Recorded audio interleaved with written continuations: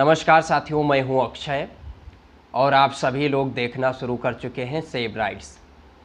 मंडल commission की पाठशाला में आप सभी का स्वागत है। सामाजिक न्याय के सिद्धांत पर आधारित आरक्षण का इतिहास बहुत ही विविधतापूर्ण रहा है और मंडल कमीशन की रिपोर्ट का क्या महत्व है, मंडल कमीशन और उसकी रिपोर्ट का क्या महत्व है, इसको समझने से पहले हमें जिस पहलू को समझना आवश्यक है उस पहलू पर मैं बात कर रहा था, जो कि अशोक कुमार साकेत जी द्वारा लिखा गया है। और मैं मंडल कमीशन की रिपोर्ट और मंडल कमीशन की चर्चा माननीय चंद्रभूषण सिंह यादव द्वारा संपादित और समय प्रकाशन द्वारा प्रकाशित पुस्तक की सहायता से आप सभी को मैं बता रहा था। तो उसी क्रम में जैसा कि हमने ये पिछली वीडियो में भी जिक्र किया था कि हर ओबीसी वर्ग के या बहुजन समाज के घरों में मंडल कमीशन की किताब अवश्य होनी चाहिए और मंडल कमीशन को पढ़ना चाहिए, उसकी रिपोर्ट को पढ़ना चाहिए, क्योंकि देश में सबसे बड़ी आबादी बहुजन समाज है, ओबीसी है। तो ओबीसी जिस तरीके से उसको हक और अधिकार से लगातार उसको हाशिए पर रखा गया, उस समाज को उसके हक और अधिकार का हनन हुआ। तो जब उसके अंदर चेतना जागृत होगी तो अपने हक और अधिकार के प्रति सचेत होगा और आंदोलित होगा, जिससे उसको अधिकार मिलेगा।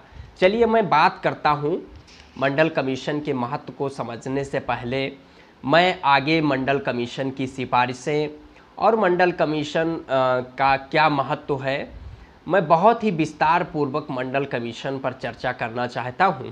तो आप सब लोग हमारे साथ बने रहें। इसी क्रम में मैं आप सभी के समक्ष आज बात करने के लिए हाजिर हूं और मैं आज बात करूंगा पिछला वीडियो में जो हमने बात किया था उसके आगे के क्रम में। करीबन 100 वर्षों तक बहुजन महापुरुषों के संघर्ष, खासकर विशेषकर बाबा साहब डॉक्टर अंबेडकर के अथक प्रयासों से अनुसूचित जाति और अनुसूचित जनजाति के लिए अनुच्छेद 15(4) के तहत सरकारी शैक्षणिक संस्थानों और अनुच्छेद 16(4) के तहत सरकारी सेवाओं में उनकी संख्या के हिसाब से 22.5% आरक्षण लागू है। यहाँ ध्यान देने योग्य बात यह है कि परिवर्तन के इस शुरुआती दौर में पिछड़े वर्गों ने अपना एक भी राष्ट्रीय नेता तैयार नहीं किया, या इसे दूसरे रूप में कहा जाए कि उन्होंने अपने बीच ऐसा कोई अंबेडकर पैदा नहीं किया जो उनके हितों के लिए संघर्ष कर अधिकारों को छीनता। तत्कालीन पिछड़े नेताओं की उदासीनता और अधिक सवर्ण प्रभाव के कारण पिछड़े वर्गों के आरक्षण के लिए कोई जोरदार अपील नहीं हुई। इसका नतीजा ये हुआ कि पिछड़े वर्गों के लिए कोई आरक्षण लागू नहीं हो सका। इन नेताओं की उदासीनता और असहयोग के बावजूद भी अच्छी बात यह हुई कि डॉक्टर बाबा साहब अंबेडकर की अध्यक्षता में गठित मसौदा समिति ने संविधान के भाग 16 में अनुच्छेद 340 के अंतर्गत पिछड़े वर्गों की दशाओं के अन्वेषण के लिए एक पिछड़ा वर्ग आयोग की नियुक्ति की व्यवस्था कर दी थी। साथियों, आर्टिकल 340 में पिछड़े वर्ग आयोग की नियुक्ति की व्यवस्था का उल्लेख या प्राविधान किया गया है, जो बाबा साहब डॉक्टर भीमराव अंबेडकर की अध्यक्षता में गठित मसौदा समिति ने किया था। तो बाबा साहब डॉक्टर अंबेडकर का महत्वपूर्ण योगदान है पिछड़ों को भी न्याय देने में। स्वतंत्रता पूर्व 1930 के दशक से ही गांधी जी के प्रभाव में सक्रिय राजनीति में हिस्सेदार रहे डॉक्टर राम मनोहर लोहिया जी का अब धीरे धीरे कांग्रेस से मोहभंग होता गया और उन्होंने अपने को समाजवाद की अवधारणा पर खड़ा कर लिया, क्योंकि जब देश अंग्रेजी शासन के अधीन था तो तत्कालीन पिछड़े नेताओं को कांग्रेसी खेमे में रोके रखने का कांग्रेसियों के प्रयास स्वराज्य नामक अस्त्र था। लेकिन स्वतंत्रता के बाद जब देसी स्वराज्यवादी लोगों के हाथ में सत्ता आई तो केंद्र और राज्य सरकारों के साथ संपूर्ण प्रशासन तंत्र में एक छत्र ब्राह्मणी कब्जा हो गया और पिछड़ा वर्ग जो अब तक कांग्रेस के नेतृत्व में मुखर होकर स्वतंत्रता की आवाज़ बुलंद करता आया था, उसे देश के शासन प्रशासन की हिस्सेदारी से बेदखल कर दिया गया। जब उत्तर भारत में सर्वप्रथम डॉक्टर राम मनोहर लोहिया ने पिछड़े वर्गों के अधिकारों की मांग को बुलंद करने का अभियान चलाया और 100 में 60% हिस्सेदारी की मांग की, उनके साथ ही पिछड़े वर्गों के कुछ विद्वान लोगों ने पिछड़े वर्गों के अधिकारों को सुरक्षित करने के लिए कुछ विशेष उपबंध लागू करने की मांग को लेकर कांग्रेस सरकार में दबाव बनाना शुरू कर दिया था। कांग्रेस के प्रति पिछड़े वर्गों के बढ़ते असंतोष को भांपकर तत्कालीन प्रधानमंत्री पंडित जवाहरलाल नेहरू ने पिछड़े वर्गों की पहचान कर उन्हें उचित प्रतिनिधित्व देने के लिए संविधान के अनुच्छेद 340 खंड 1 के तहत राष्ट्रपति के आदेश से 29 जनवरी 1953 को पंडित काका कालेलकर की अध्यक्षता में प्रथम पिछड़ा वर्ग आयोग का गठन किया। आयोग ने अपनी रिपोर्ट 30 मार्च 1955 को केंद्र सरकार को सौंप दी। इस रिपोर्ट में पिछड़े वर्गों के लिए 70% आरक्षण की सिफारिश की गई। आयोग ने इसमें महिलाओं को भी सम्मिलित किया, लेकिन कांग्रेस सरकार ने काका कालेलकर आयोग की इस रिपोर्ट को रद्दी की टोकरी में फेंक दिया। पंडित नेहरू और पंडित पंत ने काका कालेलकर के ऊपर दबाव बनाकर उनसे जबरन राष्ट्रपति के नाम जो पत्र प्रेषित करवाया, उसमें उन्होंने पिछड़े वर्गों के प्रति निम्नलिखित तर्क दिए। इसको ध्यानपूर्वक जानने की ज़रूरत है। पिछड़ी जातियां यदि पिछड़ी रहीं तो इसमें दोष इन जातियों का ही है, क्योंकि इन्होंने शिक्षा के महत्व को नहीं समझा और अतीत में मूर्खतावश शिक्षा की उपेक्षा की। अतः उनका अब सरकारी नौकरियों आदि में विशेष सुविधाओं की मांग करना गलत है। दूसरा, सरकारी नौकरियों में आरक्षण गलत है, क्योंकि सरकारी नौकरियां नौकरी के लिए नहीं, समाज सेवा के लिए होती हैं। यदि पिछड़ी जातियां प्रशासन की दया दृष्टि पर ही भरोसा रखें तो उन्हें अधिक लाभ हो सकता है।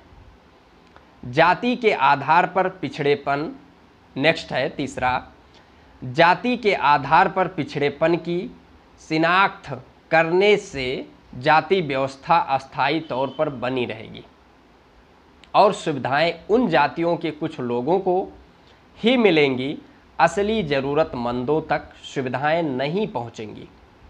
पिछड़े वर्गों के अधिकारों की यह अनदेखी उत्तर भारत में कांग्रेस के पतन का मुख्य कारण बनी।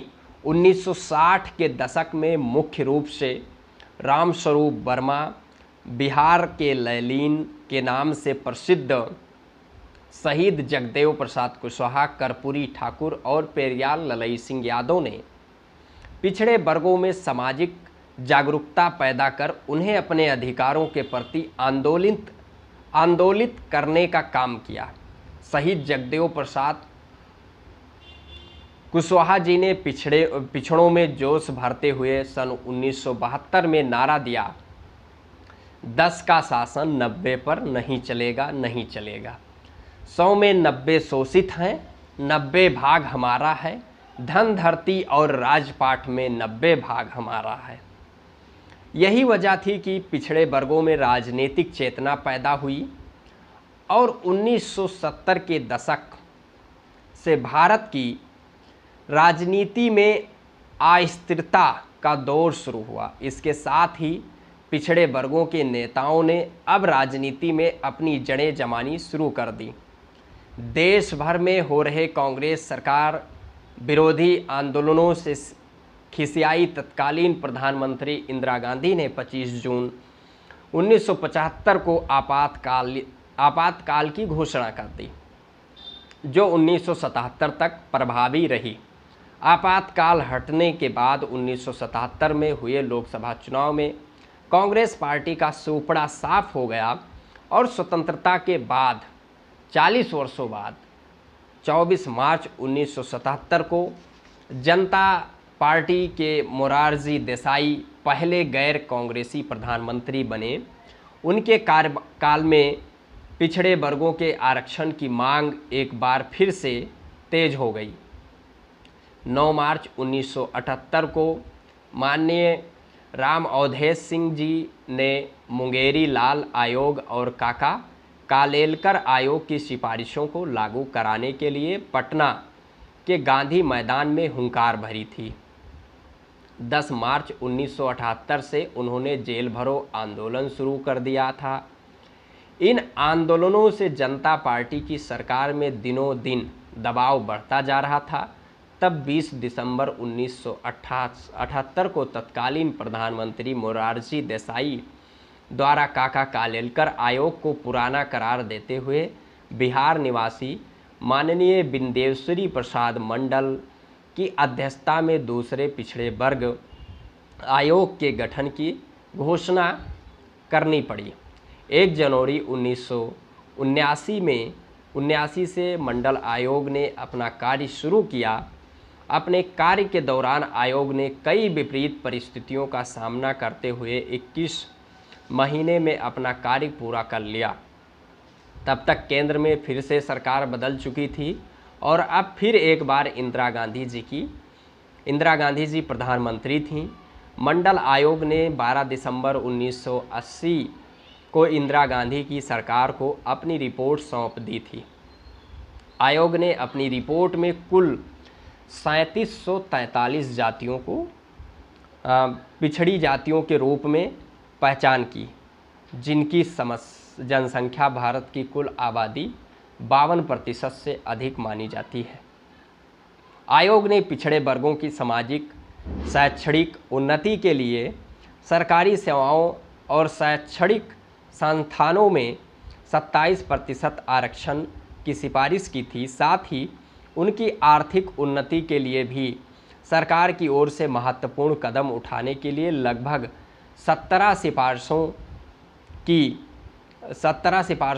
सिफारिशें पेश की। लेकिन कांग्रेस सरकार द्वारा मंडल कमीशन की रिपोर्ट को भी अलमारी में बंद कर रख दिया गया। 1980 के दशक में माननीय कांशीराम साहब ने बामसेफ और DS4 के माध्यम से बहुजन समाज में जागृति पैदा कर अपने अधिकारों को हासिल करने के उद्देश्य से देशव्यापी आंदोलनों की शुरुआत की थी। इसी के तहत 6 दिसंबर 1983 को उन्होंने कन्याकुमारी, कारगिल, कोहिमापुरी और पोरबंदर से समता एवं स्वाभिमान के लिए संघर्ष नाम से 100 दिनों की साइकिल यात्रा का आरंभ किया, जो देश के अनेक राज्यों से होते हुए 15 मार्च 1984 को दिल्ली के बोट क्लब मैदान पर पहुंची थी और वहीं पर इस यात्रा का समापन हुआ। उन्होंने 14 अप्रैल 1984 को बहुजन समाज पार्टी की स्थापना की और 1 अगस्त से लेकर 14 अगस्त 1984 तक मंडल कमीशन की रिपोर्ट लागू कराने के लिए जेल भरो आंदोलन शुरू कर दिया। इसमें बड़ी संख्या में बहुजन समाज के लोगों ने हिस्सा लेकर आंदोलन को सफल बनाया। उन्होंने नारा दिया, जिसकी जितनी संख्या भारी उसकी उतनी हिस्सेदारी। मंडल कमीशन की रिपोर्ट लागू करो वरना कुर्सी खाली करो। उसके बाद मान्यवर साहब मंडल कमीशन की रिपोर्ट लागू करवाने के लिए देश के राज्यों में भी सभाओं के माध्यम से जन जागृति पैदा करने का लगातार प्रयास करते रहे। इधर कांसीराम जी का आंदोलन और उधर पिछड़े वर्गों में लगातार उठ रही मांग को ध्यान में रखते हुए करीब 8-9 साल बाद जनता दल ने मंडल आयोग की सिफारिशों को लागू करने के वायदे को अपने चुनावी घोषणा पत्र में शामिल किया। सन 1989 में भारतीय जनता पार्टी यानी तब की जनसंघ और कई छोटे दलों को मिलाकर विश्वनाथ प्रताप सिंह के नेतृत्व में केंद्र में जनता दल की सरकार बनी। जनता दल की जो सरकार बनी उसमें पिछड़े वर्गों के नेताओं का भी काफ़ी दबदबा था। आखिरकार लंबे अरसे के बाद 7 अगस्त 1990 को प्रधानमंत्री बीपी सिंह ने मंडल आयोग की रिपोर्ट की पहली सिफारिश यानी सरकारी सेवाओं में पिछड़े वर्गों के लिए 27% आरक्षण लागू करने की घोषणा कर दी। इस घोषणा के बाद साथ ही समरसता का पाठ पढ़ाने वाले ब्राह्मणवादी लोगों का असली चेहरा भी दुनिया के सामने आ गया।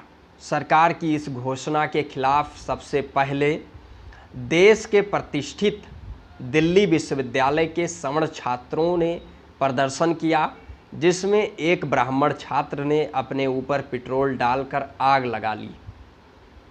इसके बाद एक तरफ ब्राह्मणवादी मीडिया ने चिल्लम पोंकर देश भर में इसके खिलाफ हवा बनाने का मोर्चा संभाल लिया, तो वहीं दूसरी तरफ ब्राह्मणवादी गुंडों ने देश भर में धरना प्रदर्शन, तोड़फोड़, आगजनी और पिछड़ों के साथ मारपीट शुरू कर दी।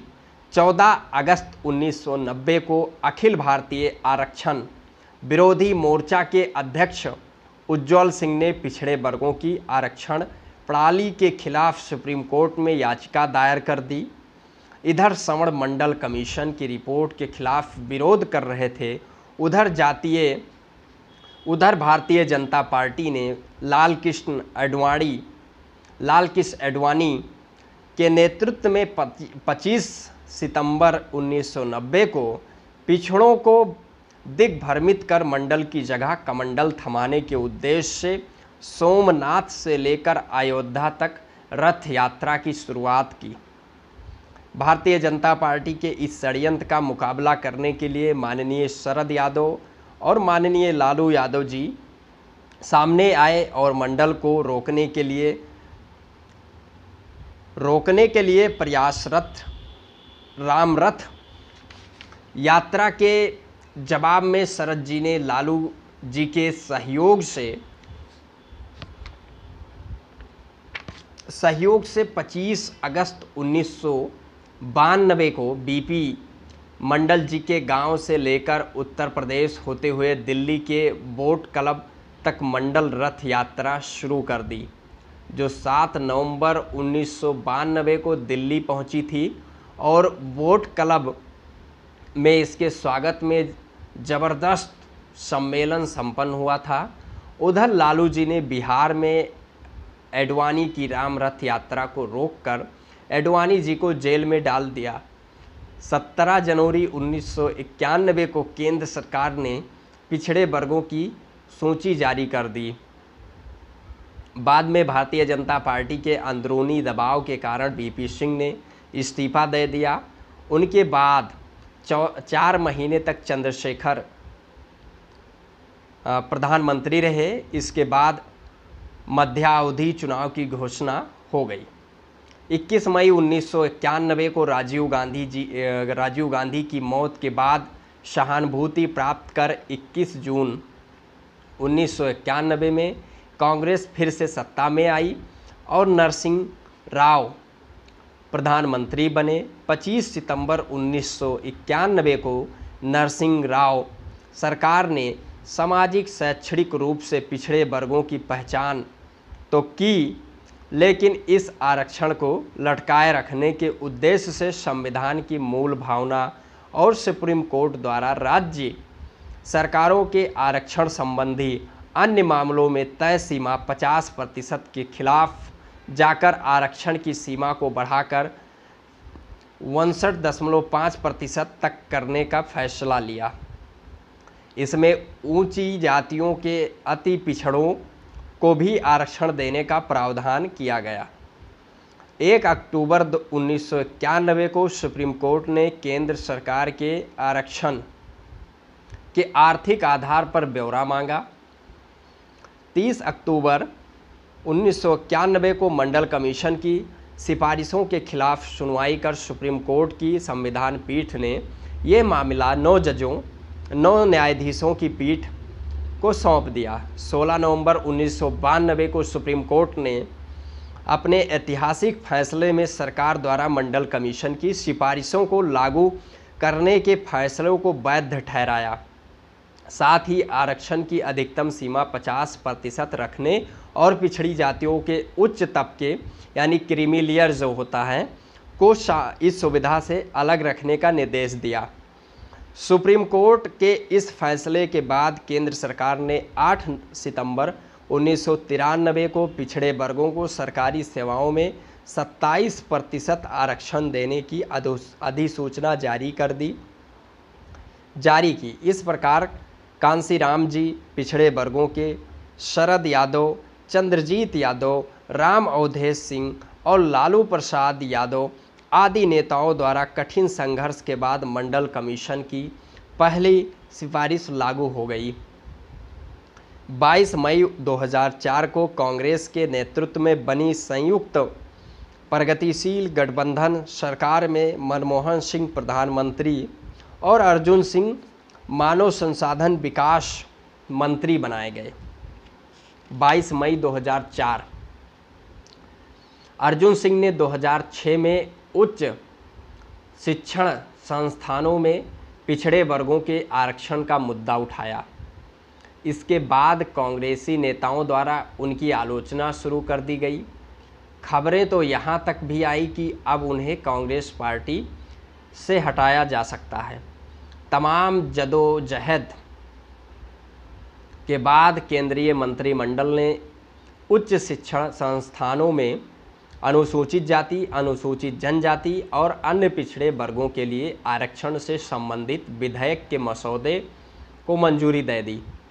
इस विधेयक के तहत आईआईटी और आईआईएम जैसे उच्च शिक्षण संस्थानों, केंद्रीय विश्वविद्यालयों और सरकार की मदद से चलाए जाने वाले शिक्षण संस्थानों में आरक्षण का प्रावधान किया गया।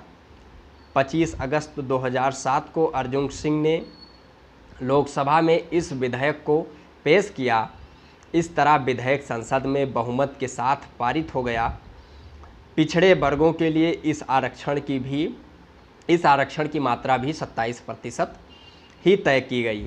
साथ ही सरकार ने आश्वासन दिया कि इससे सामान्य वर्ग की सीटों में कोई कमी नहीं आएगी। इसके बावजूद फिर से सवर्णों द्वारा इसके खिलाफ भी आंदोलन शुरू हो गए। इस फैसले के विरोध में सुप्रीम कोर्ट में बहुत सी याचिकाएं दायर की गई। सोचिए, आपके आरक्षण और आपके हक और अधिकार के खिलाफ किस तरीके से सवर्ण वर्ग द्वारा हमेशा विरोध किया गया और बहुजन समाज को हाशिए पर रखने की एक साजिश जारी रही। उसके हक और अधिकार को हनन करने का एक साजिश जारी रहा। इस चीज़ को आज बहुजन समाज को समझने की ज़रूरत है और मंडल कमीशन की रिपोर्ट और उसकी सिफारिशों का महत्व को समझना जरूरी है। बहुजन समाज, पिछड़े समाज के आरक्षण का क्या महत्व है, सामाजिक न्याय के सिद्धांत पर आधारित आरक्षण का क्या महत्व है, इसको समझने की ज़रूरत है। आपके पास मंडल कमीशन की पुस्तक होना आवश्यक है। आपको उसको पढ़ना आवश्यक है, ना कि जितना धार्मिक पुस्तकें आप पढ़ेंगे उसके अपेक्षा आपको मंडल कमीशन की पुस्तक पढ़ना अति आवश्यक है। कानून बनने के बाद कई केंद्रीय संस्थानों ने पिछड़े वर्गों के लिए आरक्षित सीटों पर दाखिला देने की प्रक्रिया शुरू कर दी, लेकिन इस कानून पर सुप्रीम कोर्ट से स्थगन आदेश के बाद यह प्रक्रिया रोक दी गई। सुप्रीम कोर्ट ने सरकार के आरक्षण देने के फैसले पर रोक लगा दी, लेकिन बाद में केंद्र सरकार के अनुरोध पर इस मामले को संविधान पीठ को सौंप दिया गया। 10 अप्रैल 2008 को दिए गए ऐतिहासिक फैसले में सुप्रीम कोर्ट ने उच्च शिक्षण संस्थानों में अन्य पिछड़े वर्गों के लिए 27% आरक्षण को वैध ठहराया, लेकिन इसमें भी पिछड़े वर्गों के संपन्न लोगों यानी क्रीमी लेयर को इस दायरे से बाहर रखा।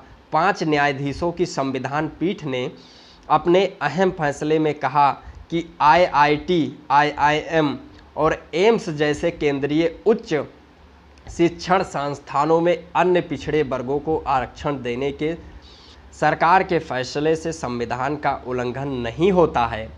इस तरह से लंबे संघर्ष के बाद 1993 में देश की 52% से भी ज़्यादा आबादी के लिए मंडल कमीशन की पहली सिफारिश यानी संविधान के अनुच्छेद 16(4) के तहत पिछड़े वर्गों के लिए सरकारी सेवाओं में क्रीमी लेयर की बाधा के साथ 27% आरक्षण और 2008 में दूसरी सिफारिश यानी अनुच्छेद 15(4) के तहत पिछड़े वर्गों के लिए केंद्रीय उच्च शिक्षण संस्थानों में यानी क्रीमी लेयर की बाध्यता के साथ 27% आरक्षण लागू हुआ।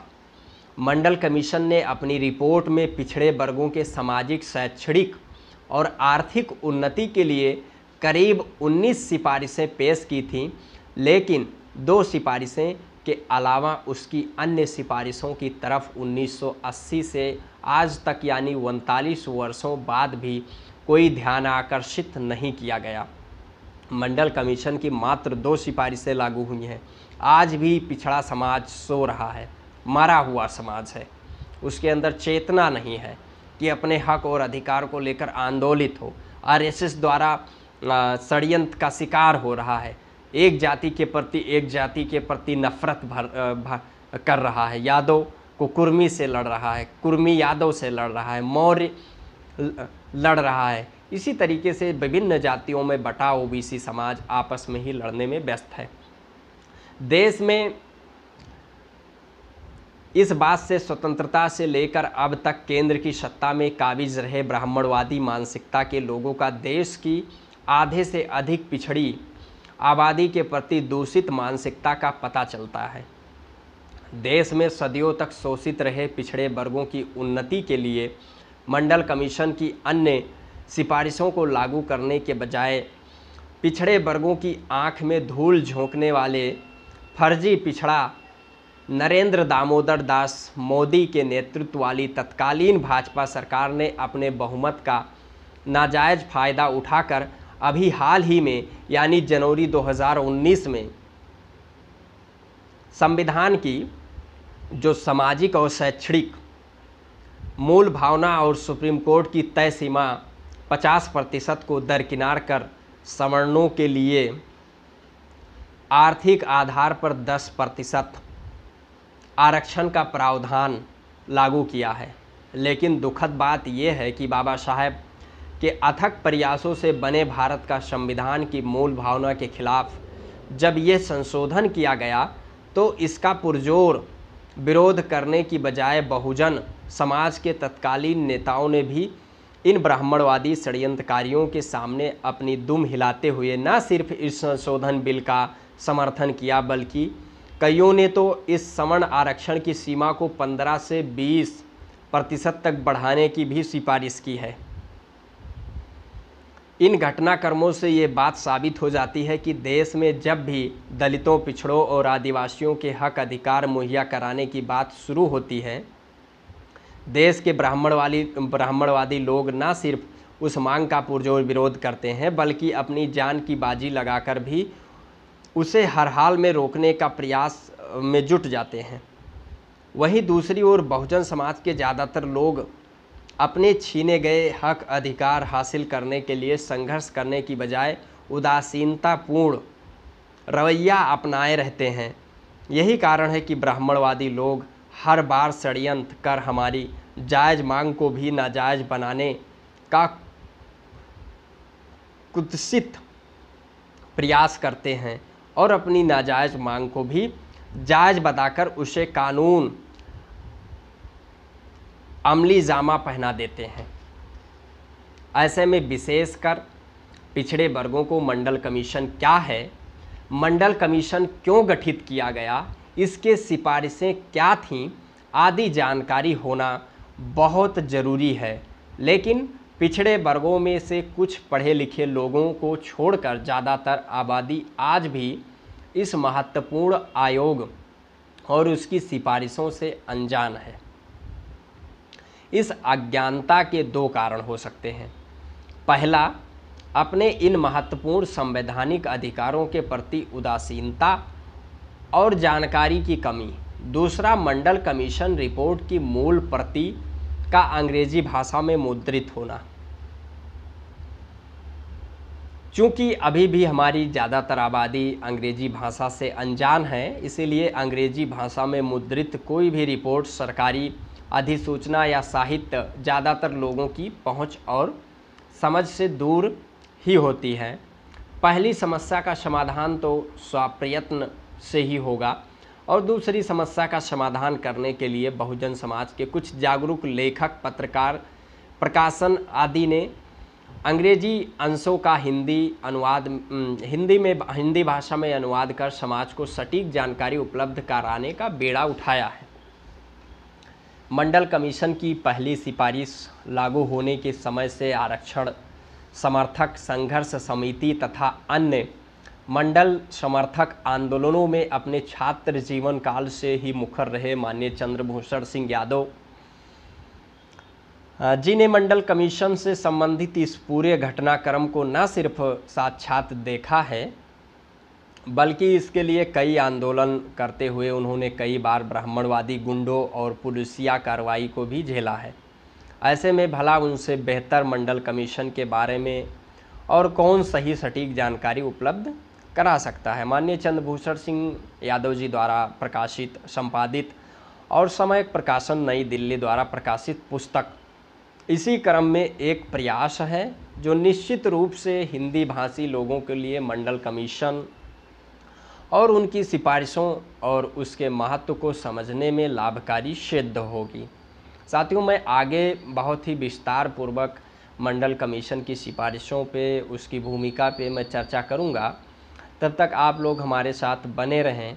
आप बहुजन समाज से अपील है, निवेदन है कि चैनल को सब्सक्राइब करें, वीडियो को लाइक एंड शेयर करें। सोशल मीडिया ही बहुजन मीडिया है, इसलिए बिल्कुल फ्री में आप सब्सक्राइब करिए।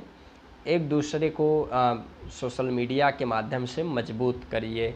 तब तक के लिए जय हिंद, जय भारत, जय मंडल, जय संविधान, जय भीम।